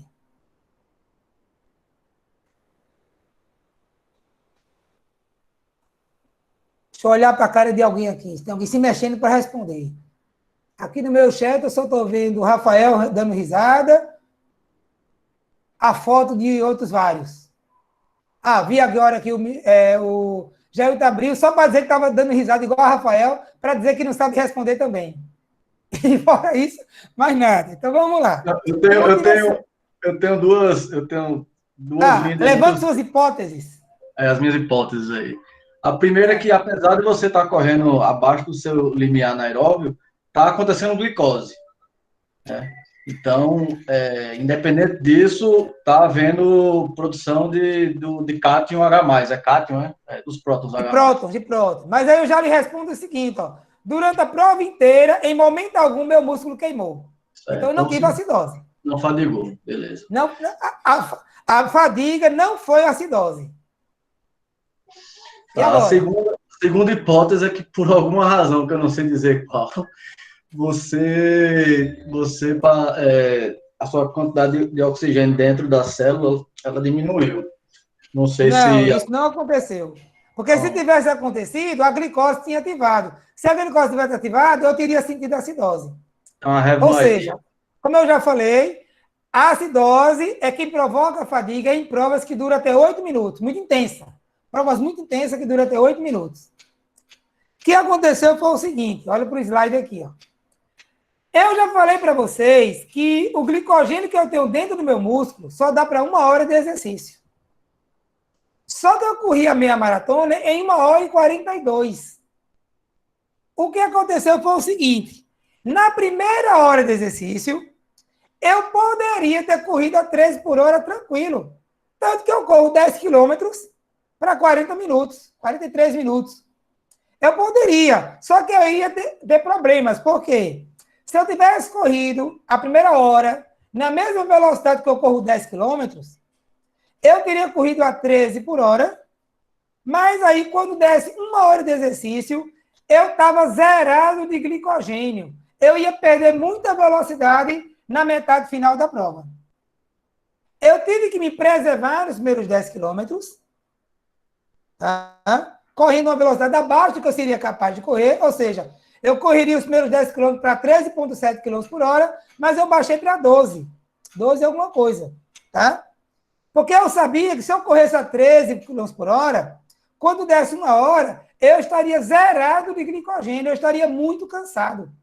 Eu não ia conseguir completar a prova. Então, o que eu fiz? Reduzi a velocidade para poupar meu glicogênio. Então, quando deu 10 km de prova, eu estava super confortável, porque eu fiz 10 km para 50 minutos e eu consigo correr para 43. Então, aos 10 km eu estava super descansado, tranquilo. E mais, quando a prova vai lá no centro da cidade e volta, quando eu cheguei ali na Maurício Nassau, eu encontrei com um ex-aluno nosso. E eu passei a prova todinha com ele. Aí eu fiquei batendo papo com ele, tranquilo que eu estava. Até que quando chegou na praia de volta, que ia ter lá no final do Cabral e voltar, ele disse que não aguentava mais, eu fui. Entendeu? Então eu passei a prova todinha, correndo e batendo papo com o ex-aluno. Ele é policial, inclusive, esqueci o nome dele. Policial. Aí correndo com ele. Ritmo, tranquilo, batendo papo, conversando, porque eu estava bem abaixo do meu limiar na aeróbio. Só que aí nos 10 quilômetros finais, o glicogêniozinho começou a acabar. Aí já não foi tão fácil mais manter aquela velocidade de 12,3. Eu mantive, mas eu já sofri um pouco. De modo que nos últimos 3 quilômetros, eu sofri para manter os 12 quilômetros. Por quê? Eu não tinha mais glicogênio. Sem glicogênio, eu não tenho glicose. Sem glicose, eu não tenho velocidade, eu perco velocidade. Então, eu tive dificuldade de manter a velocidade nos últimos 3 quilômetros. Então, a minha fadiga naquela prova, meu desempenho foi limitado pelo meu estoque de glicogênio. Então, no exercício mais longo, quem limita a fadiga é o estoque de glicogênio. Tá? Agora, e no esporte, e em esportes intermitentes? Quando você corre e para. Isso chama de intermitentes. Como, por exemplo, futebol. Futebol. Vou botar assim, ó, basquete. Handebol. Futebol é casa à parte, tá? O que vai acontecer? Os atletas não sentem fadiga, porque eles correm e para. Então, eles dependem muito da ressíntese, de fosfocreatina, que dura 3 a 5 minutos. Então, esportes intermitentes, quem vai determinar? Os atletas de handebol e futebol, eles têm 2 motivos para não ter fadiga, tá? Depende da ressíntese e ocorre substituições. Resultado, hoje em dia, o treinador que não tiver um time bom, com 10 jogadores, não ganha jogo. Por quê? Eu tenho 5 ótimos jogadores. Mas aí o time adversário tem 10 jogadores, eu tenho 5 jogadores muito bons e 5 muito ruins. Que quando eles entram em quadra, cai muito o nível do meu time. Já o outro time tem 5 jogadores do mesmo nível do meu. Mas os reservas deles são melhores do que o meu. Vai ser muito difícil ganhar um jogo desses caras. Por quê? Eu tenho que descansar o meu jogador titular. Se eu não descansar aqui, ao caso de 3, 5 minutos, eles perdem velocidade. Se o meu time perder velocidade e o outro não perder, os caras começam a ganhar de mim no físico. Se eu substituir e meu time perder muita qualidade, aí os caras começam a fazer gol em mim pela técnica, pela diferença técnica. Ou seja, alto nível hoje em dia, esportes coletivos, você precisa ter um time muito bom e um time reserva muito bom. Primeira coisa, o nível físico não pode cair. A intensidade do jogo não pode cair. Se eu deixar meu jogador o tempo inteiro em quadra, são tantos piques um atrás do outro que eu não consigo mais ressintetizar fosfocreatina. Na hora que eu não conseguir ressintetizar fosfocreatina, eu começo a usar a glicólise. Na hora que eu começo a usar a glicólise, eu sofro acidose. Na hora que eu sofro acidose, eu sou obrigado a reduzir a velocidade do meu jogo. Aí o time adversário, substituindo o time, mantém a alta intensidade. Aí começa a vencer minha defesa, porque eles têm mais velocidade do que eu. Então, todo jogador de alto nível, toda equipe de alto nível, por melhor que tenha um jogador, Falcão, por exemplo, Falcão jogava muito. Mas nenhum jogo você viu o Falcão jogando o jogo inteiro. Porque ele, para jogar em alto nível, ele tem que estar com alta intensidade. Para alta intensidade, ele tem que sair de quadra. Para deixar a força criativa ficar 3, 5 minutos fora, ele joga lá, aí fica 3, 5 minutos fora, para recuperar a força creatina e voltar depois. Entendeu? Agora, o futebol é casa à parte. Então, tá aqui, ó. Esportes intermitentes. Futebol. O que acontece no futebol? Primeiro, o jogo é muito longo. Segundo, você dá tiros mais longos. As distâncias cobertas são mais longas. E tem muita frenagem. As frenagens geram muito dano muscular. Então, primeiro, substituições limitadas. Então, vai ter acidose, mas vai ter acidose dos dois lados. Tá? Mas tem outro grande problema que é o dano muscular. Dano muscular. E outro problema também do futebol é que o jogo muito longo e você não pode sair. Deixa eu botar até aqui, ó. Depressão.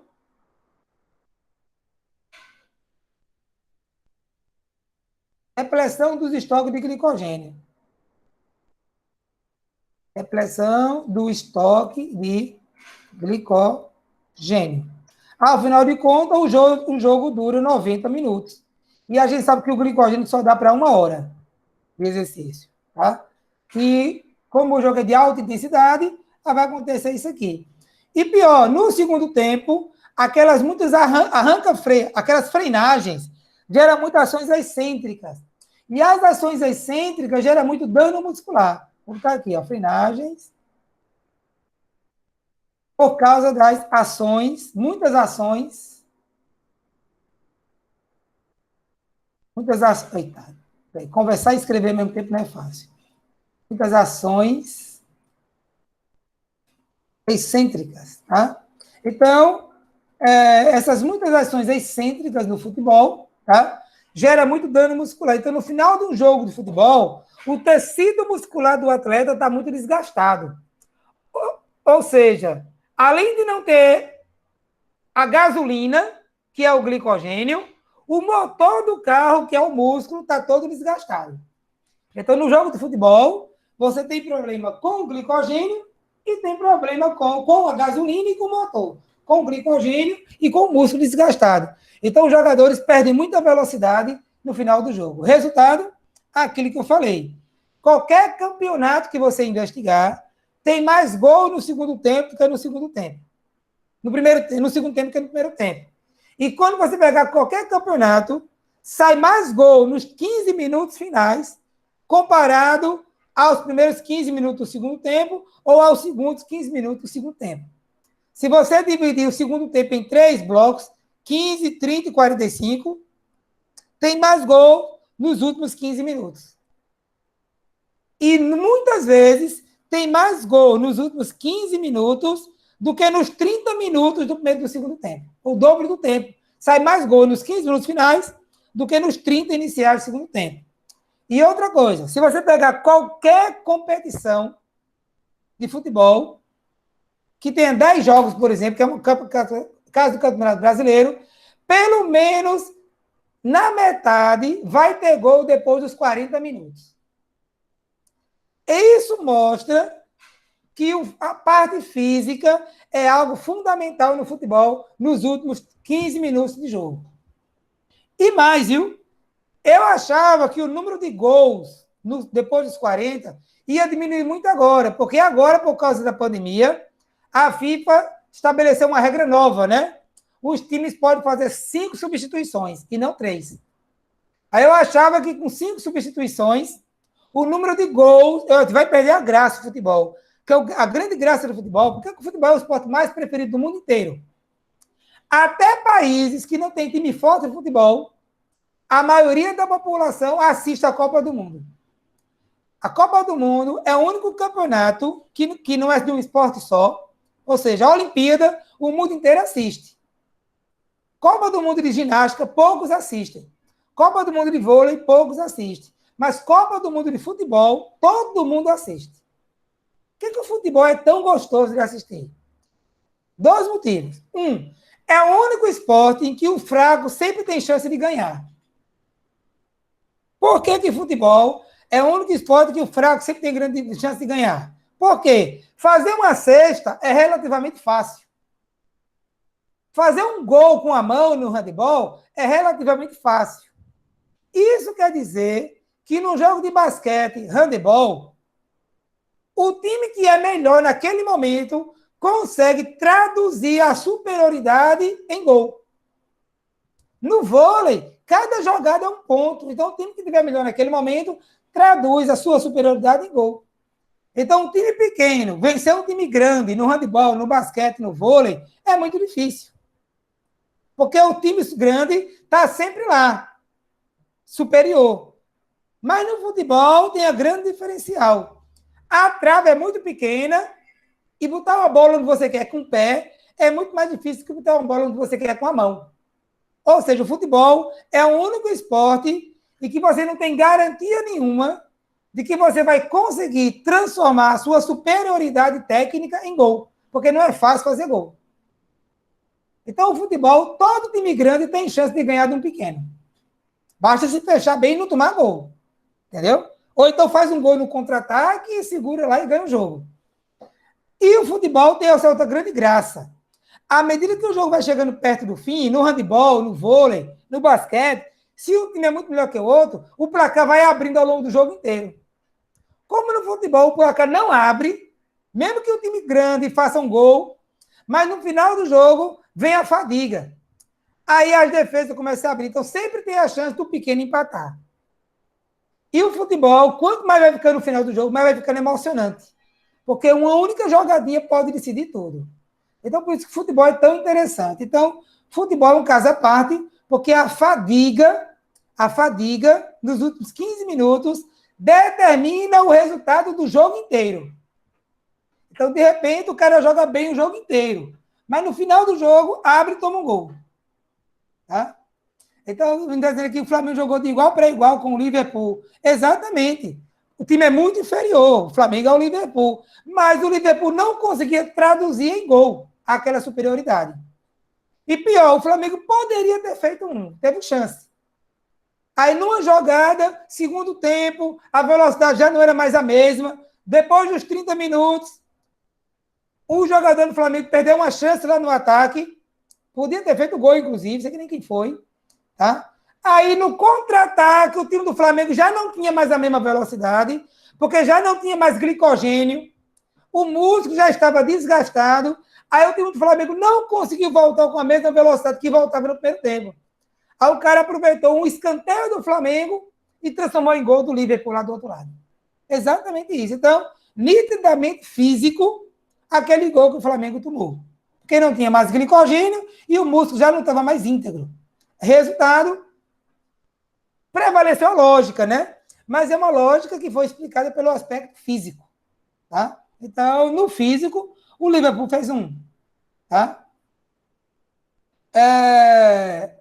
Aí o treinador tirar as melhores peças, eu nem vou discutir, né? Que aí é técnico tático, eu estou discutindo fisiologicamente, tá certo? Então, fisiologicamente, o Flamengo conseguiu jogar de igual para igual para o Liverpool, porque conseguiu não deixar o Liverpool transformar a superioridade numérica em gol, mas perdeu o jogo numa jogada que foi para o ataque e não teve a velocidade suficiente para recompor o time na defesa quando perdeu a bola. Faltou velocidade, o espaço aberto. No espaço aberto, o Liverpool infiltrou na defesa do Flamengo pelo espaço aberto. Espaço aberto esse que não teria acontecido se aquilo fosse no primeiro tempo. Porque o glicogênio tinha dado velocidade para os atletas e eles tinham fechado os espaços com mais velocidade. Então, é assim que o futebol funciona, tá? Então, na aula de hoje, nós explicamos a fadiga muscular, tá bom?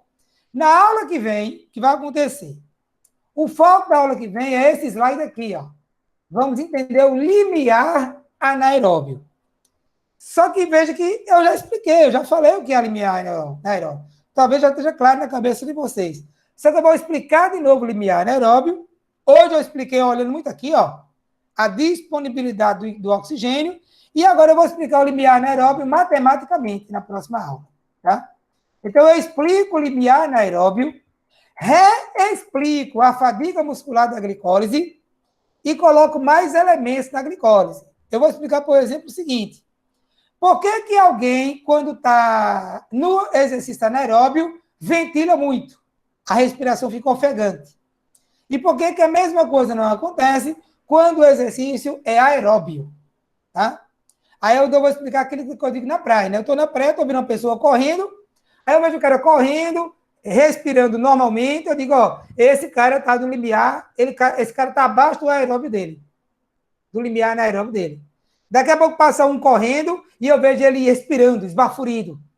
Aí eu digo, esse cara está no limiar anaeróbio dele, eu sei que ele está acima do limiar anaeróbio dele. Como é que eu sei? Tá? Como é que eu sei? Vocês também vão ficar sabendo na próxima aula. Aí eu espero que nesse final de semana, se vocês forem à praia, já olhem aquele povo correndo com outros olhos. Já olhem com o olho de educador físico. Aí não mais apenas como uma pessoa correndo. Não vai ser uma mera pessoa correndo na praia. Você vai olhar ali glicose, oxigênio, mitocôndria, respiração, limiar anaeróbio, limiar de lactato, acidose muscular, lactato. Então, vocês vão olhar tudo isso naquela pessoa que estão correndo lá, que vocês vão ver correndo na praia, nas praças, na televisão, aonde for. Beleza? Muito bem. Dúvidas por hoje? 12:01. Ô, professor, lembrando que se for correr, pode correr de máscara, que não tem problema, não. Eu estou indo para a praia toda noite, mas só de máscara. É o certo, E professor. finais de semana, eu vou para a praia como? Vou para botar minhas filhas para se mexerem, quando eu consigo tirar elas da cama, né? Vou andar pela praia e não ficar parado. A gente anda uns 5 quilômetros, vai e volta uns 2,5 km, o tempo inteiro de máscara. É o certo. É o E mínimo, um dia, né? na volta, eu encontrei gente... com os amigos na praia, fiquei conversando com eles, eles estavam de máscara, sentados na praia, e nós ficamos de máscara, sentados na praia. Então, mesmo que eu pare na praia, fique parado, eu procuro lugares onde tenha não muita gente. Então, eu não estou indo na praia de 10, 11 horas da noite, domingo, que é gente demais, é muita gente, e vou e fico de máscara o tempo inteiro. Só tiro a máscara na hora que eu vou tomar água de coco, que eu e minhas filhas adoramos água de coco. Aí a gente tira a máscara e botamos de imediatamente depois.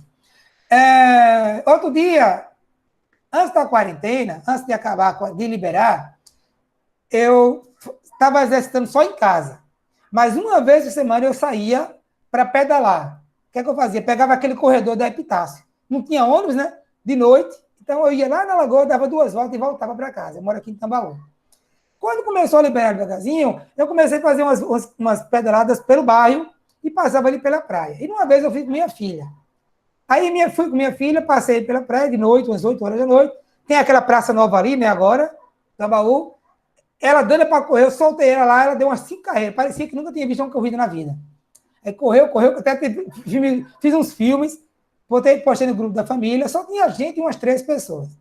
Aí no outro dia, agora, recentemente, eu fui com ela de novo, ela quis ir comigo, no bagageiro da bicicleta, né? Cara, ela queria, era tanta gente, mas tanta gente que eu não tive coragem de parar. Mesmo eu estando de máscara e ela de máscara. Sábado passado, eu dei um curso, aí não consegui treinar de manhã. Aí fui pedalar à noite. Meu amigo, eu tô ali pela praia, eu moro aqui em Tambaú há 15 anos e corro ali e pedalo há 15 anos. Eu nunca vi tanta gente na praia. Dia de semana, hoje em dia, tem mais gente do que nesse mesmo período do ano passado. A quantidade de pessoas que tem na praia na sexta-noite, atualmente, é o que eu via mês de dezembro e janeiro, que era mês de férias. Está lotada a praia. Então, não sei se vale a pena estar indo para a praia ainda não. Sabe? Porque tem muito mais gente. Eu acredito. Tem muito mais gente do que antes. É impressionante. Fora que aquela João pracinha Pessoa... de Tambaú, sábado passado à noite, em janeiro, eu não vi tanta gente quanto eu vi agora. O professor, então, o senhor falou, sabia? Né? Shopping fechado. O povo vai para onde? Aqui que eu vi também, assim, dia de semana que está acontecendo. Quem caminhava, voltou a caminhar, e quem não caminhava, está indo caminhar só para sair de casa. Isso significa que muito mais gente caminhando. Então, eu corro numa velocidade alta, eu corro para 5 minutos o quilômetro, de máscara. É engraçado que eu vejo o povo chamar atenção, porque eu corro numa velocidade razoavelmente alta de máscara. Aí é muito comum, eu cruzo com as pessoas e elas olham para mim assustadas. Porque elas tinham a desculpa que fica ofegante e baixa a máscara para caminhar, e eu estou lá correndo em alta velocidade de máscara. Então, eu consigo ver na expressão das pessoas aquela cara de susto, porque vê uma pessoa correndo e mesmo assim não tirou a máscara. Enquanto elas estão andando e com a máscara no pescoço. Então, tá difícil, ainda é muita gente, sabe? Por sorte, o nível de contaminação está diminuindo. Se continuar diminuindo, tudo bem, mas se começar a aumentar, vai ter que fechar tudo de novo. Entendeu? O Breno aqui está falando que na academia teve 2 alunas que desmaiaram. Realmente, a máscara, ela dificulta muito o processo respiratório para alguns. Mas sabe o que eu fiz? Eu comprei máscara de neoprene. Vou botar aqui, ó, neoprene. A máscara neoprene é uma máscara que ela é boa, mas ela deixa você respirar melhor. Agora, se fazer máscara de qualquer tipo de tecido, ainda bota 2 camadas de tecido, aí até para ficar sentado, você fica puxando a respiração. Então, quem vai fazer exercício, precisa pegar aquelas máscaras mais fininhas, que permitem melhor troca de fluxo de ar durante o exercício, viu? A aula já acabou, viu? Quem quiser sair, pode sair indo.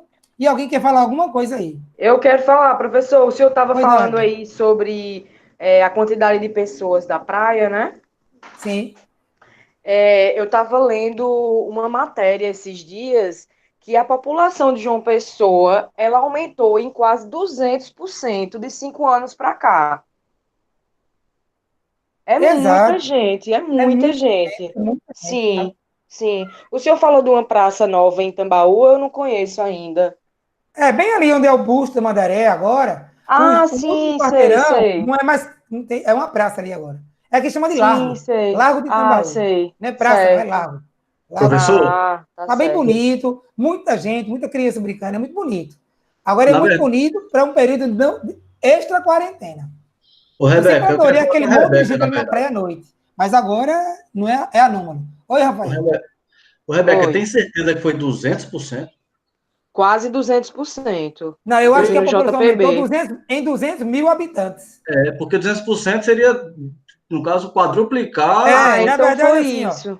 Foi 200 mil habitantes. João Pessoa tinha 600 mil habitantes. Tá. Hoje, por acaso, eu olhei ontem para fazer um cálculo estatístico. João Pessoa hoje está com 817 mil habitantes. Só João Pessoa? Eu lembro de cara, porque eu precisei desse número para fazer um cálculo amostral ontem à noite. João Pessoa, viu? A grande João Pessoa já tem mais de 1 milhão de habitantes. A cidade cresceu muito, hein? Exato. É o que a Rebeca está dizendo. No último censo, João Pessoa tinha 600 mil habitantes. Hoje, João Pessoa está com 817.511 habitantes. Caramba, ou seja, aumentou... agora. É isso. Não aumentou 200 aumentou em 200 mil, ou seja, aumentou 1/3. João Pessoa passou a vida inteira para chegar a 600 mil, e em 10 anos, menos de 10 anos, aumentou 200 mil. Crescimento extraordinário da cidade. Sabe o que é isso? Uma cidade boa, bonita, que não tem a exploração comercial de Natal e não tem a criminalidade tão alta quanto o Recife. Aí tudo quanto é gente que está vindo se aposentar, está querendo vir para João Pessoa. Recife, você não pedala 10 da noite. Aqui tem dia que eu termino de trabalhar 9h30 e vou pedalar. Há 3 semanas atrás... É o melhor horário. 10h30 da noite eu vou pedalar com a tranquilidade, que eu posso ser assaltado, mas não é nada comum acontecer. Já em Boa Viagem, as pessoas não pedalam mais depois das 9 da noite, porque o índice de assalto é muito alto, muito grande, de roubo de bicicleta é muito grande. Então, a gente tem essa tranquilidade. Aí a cidade cresceu. E é muita gente que veio por causa de qualidade de vida. Veio pela qualidade de vida, não veio pelo trabalho em si, não. Veio pela qualidade de vida. Sim, só fechar aqui a gravação, não precisa mais estar gravando isso. Bom, vamos lá. Algo mais por hoje? Acho que só